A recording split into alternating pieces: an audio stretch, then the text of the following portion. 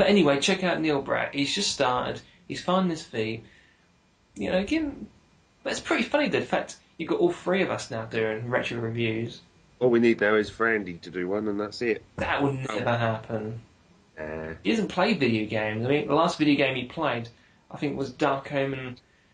He bought the PlayStation game, and he's trying to play it on his PS2, and he's like, "Bro, I can't save." And I said, "Well, you need a PS1 memory card." What? Huh? What? What? You do? It's ridiculous. And he's like, "You can't use a PS2 one?" I said, "No, you must use a PS1 one." But in some ways, it makes sense because it makes the machine act like a PS1. You use PS1 peripherals. Yeah, but it's also making Sony more money. You think about it, there's not much difference between the two memory cards, is there? There's a huge difference. The standard one for the PS2 holds about 8 megabits or megabyte or whatever it is, and the one on the Mega Drive is supposed to be 1 megabyte, but it's actually far less than that. So from a space point of view, there's a huge difference. But originally they were talking about doing particular things with the PS2 memory card. They said, "Oh yeah, you can store MP3s on them." And I'm thinking, what? You could probably put one song on it. This is silly. Yes, just clearing out the throat. Whoa. Yeah. Someone's going to sulk now, they've just died on Sonic 2. Continue, press the start button. Continue. Don't go into the light. Continue.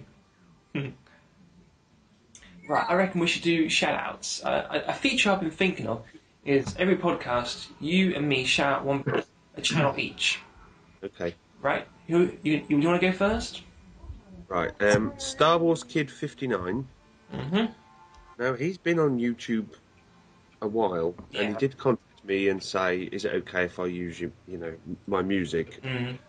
And I said, "Yeah, of course, I'm more than happy." At the end of the day, it's publicity for both of us. Oh, yeah.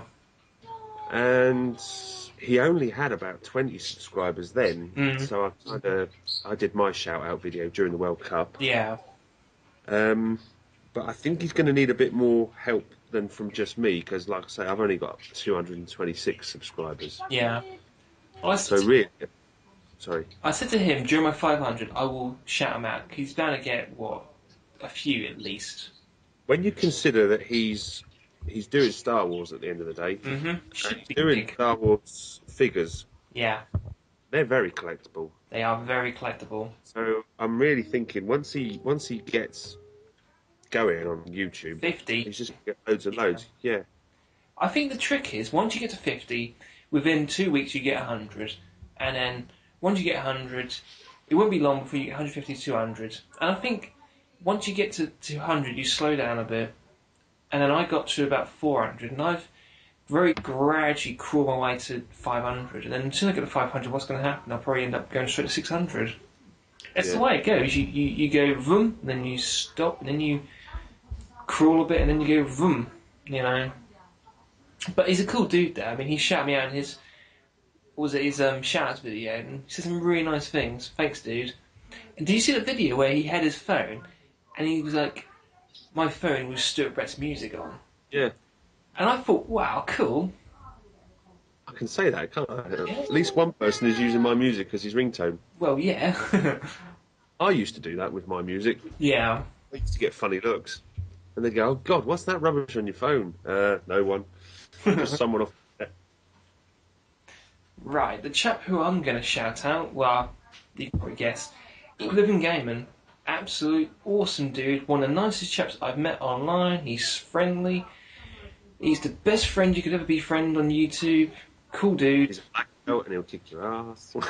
I won't. No, I tell you what, he's one of the first people I met when I started. And he's just given me nothing but support and encouragement. We recently did a trade. I sent him one of my t-shirts, and he sent me some emulation discs, which are really cool, actually. Yeah, he's a cool... Do you know what's nice?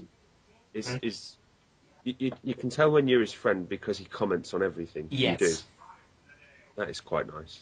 I mean, there's not many people I do that with. I mean, I'd say there's probably about maybe 10 or 15 channels that I probably follow religiously. I watch all the videos, comment on. And most of the people, it's kind of pass and go. Like, if I check my subscribers box, and let's say there's 50, I know I can't watch them all because I'd spend all day watching them. So I pick and choose. I think, well, I like what he's doing. Maybe next time. It's frustrating though because there's a lot of great content. It's just not enough hours a day to watch it all. You have to kind of pick and choose and try to, watch a bit of everything. What I kind of did with YouTube to start with Mm. was subscribe to people. This was music Yeah. initially. Was like subscribe to people that I personally knew. Yeah. And then also I'd subscribe to musicians that I knew on Mm. Facebook or MySpace. And then in the end, I was subscribing to comedians that I actually knew. Yeah. And they were all subscribing back, which is why but then I kind of stalled when I got to about 97, I think it was. You were at 97 for absolute ages.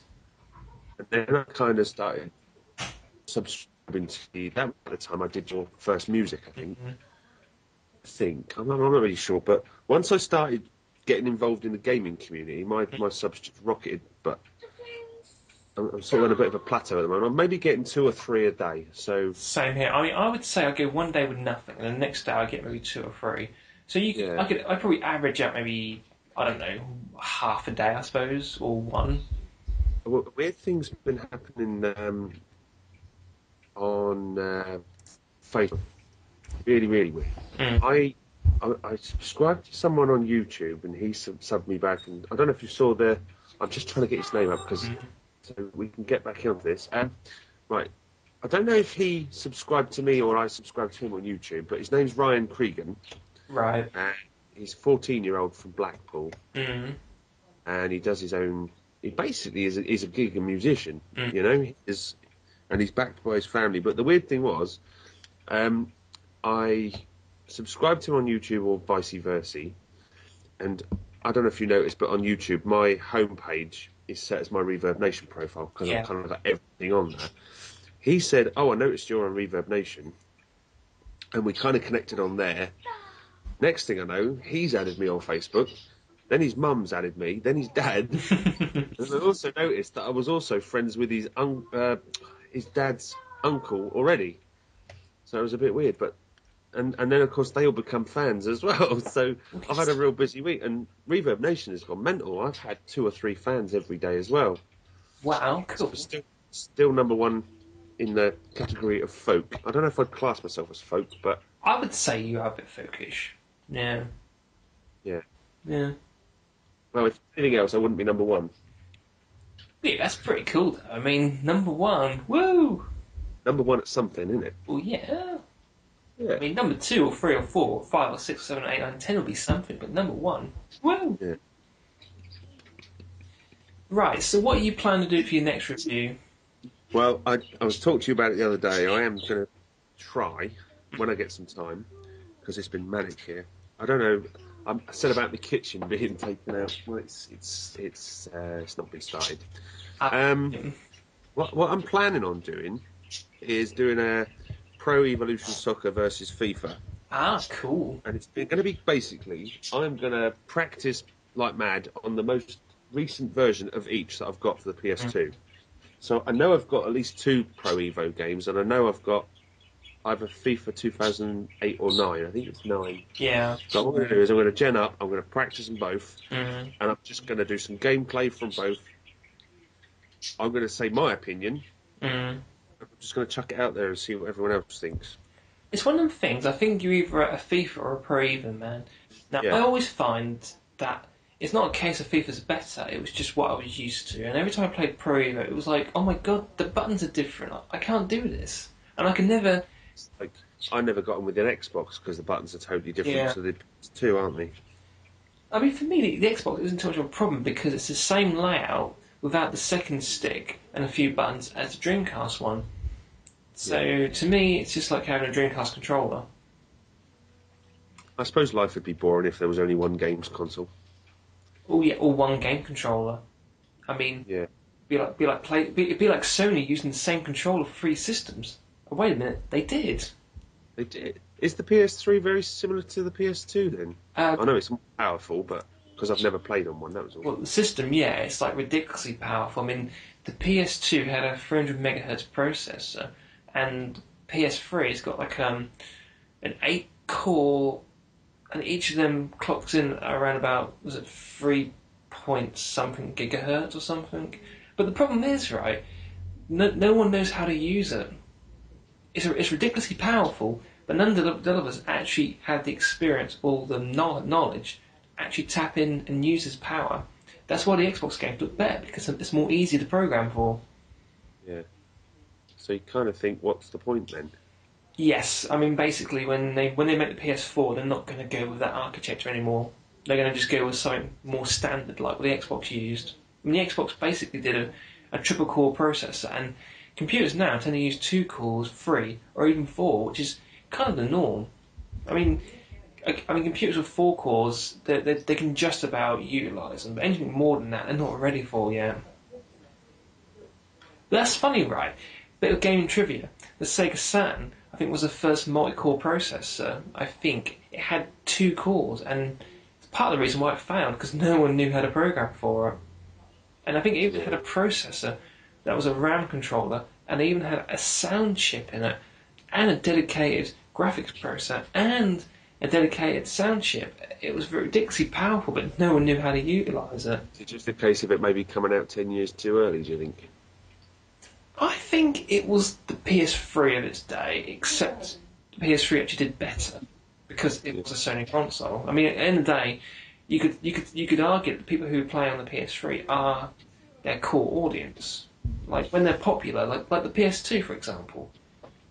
You know, most of the people buy one, they buy a few games, but I would say the core audience will always be with Sony, and they were the ones that bought a PS3. The main reason why the PS3 didn't flop, because they've got a core audience.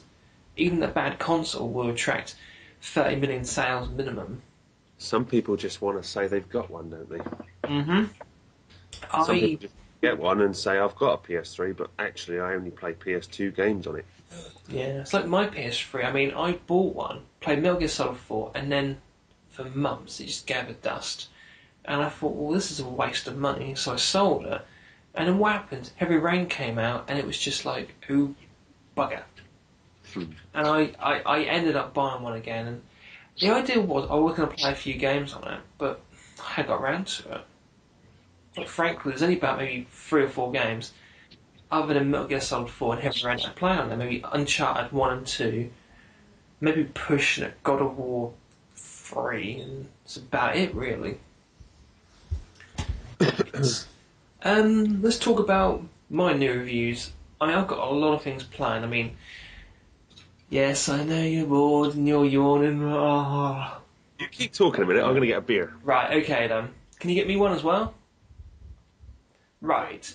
I did the first part of my Panzer Dragoon series review, which is Panzer Dragoon 1. Now, at some point, I'm planning to do the second one in the series, which is Panzer Dragoon 2.